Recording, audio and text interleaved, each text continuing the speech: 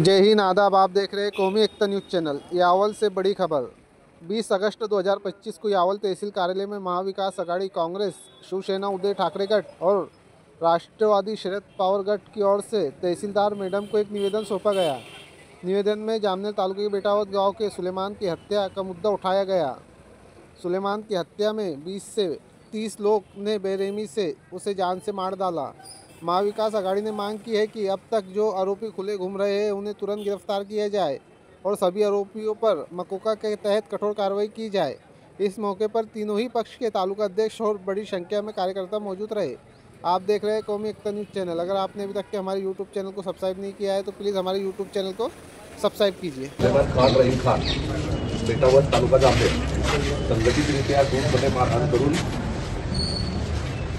हत्या करण्यात आल्याबाबत दिनांक 11 रोजी मयत यास 15-30 गुंड प्रवृत्तीच्या इसमांनी 25-30 गुंड इसमांनी अमानुषपणे मारहाण करून चौकात नागरिकांसमोर लॉन्चिंग करून ठार मारण्यात आले। याबाबत 9 आरोपींना अटक करण्यात आली आहे, परंतु मयताची आई व बहीण यांना मारहाण करून जखमी करणारा पावसकर हा मोकाट फिरत आहे असे मयताच्या घरच्यांचे आरोप आहे। सदर इसम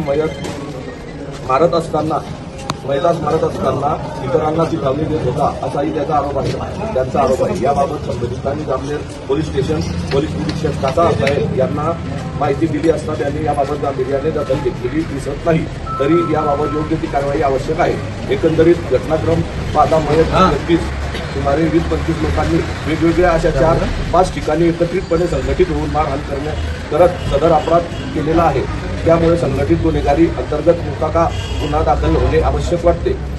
तसेच ज्या पद्धतीने गुन्हा घडविण्यात आला त्या घटनेकडे पाहता त्याचे धागेदोरे फार लांबपर्यंत गेलेले दिसतात। याचा सखोल तपास होऊन भविष्यात पुन्हा अशा प्रकारचा गुन्हा गुन्हेगारांकडून घडू नये यासाठी SIT मार्फत खोलपर्यंत जाऊन याचा मुळासकट तपास होणे आवश्यक वाटते। कारण अतिशय निर्दयीपणे व संघटित होऊन निर्दयपणे कायद्याचा कुठलाही धाक न बाळगता सराईतपणे गुन्हा घडविण्यात आलेला दिसत आहे। त्याकरिता SIT चौकशी तसेच IPS दर्जाच्या वरिष्ठ अधिकाऱ्यामार्फत चौकशी होण्याबाबत सदर गुन्ह्यातील संशयित आरोपीचे नाव मयताच्या कुटुंबियांना प्रत्यक्षदर्शी आई वडील बहीण यांच्या जबाबात दिलेल्याप्रमाणे उर्वरित गुन्हेगारांस लवकरात लवकर ताब्यात घेऊन योग्य ती चौकशी करून आरोपी योग्य ती शिक्षा देण्यात आली पाहिजे।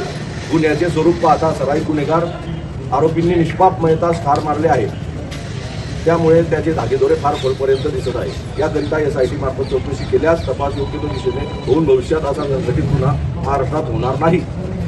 गुन्ह्याचे गांभीर्य व संघटितरित्या अपराध झाल्यास ते तसे मोकोका कलम लादून दोषींना मुद्दाम घडविलेले जावी ही विनंती तरी महोदय आपण विनंती आहे की मयताच्या कुटुंबियास मागणी केल्याप्रमाणे त्यांच्या तक्रारीनुसार योग्य ती कारवाई करावी ही नम्र विनंती आम्ही यावल तालुका महाविकास आघाडीच्या वतीने आपणास करत आहोत। आपण संबंधितांकडे याची दखल घेऊन योग्य ती कारवाई करावी।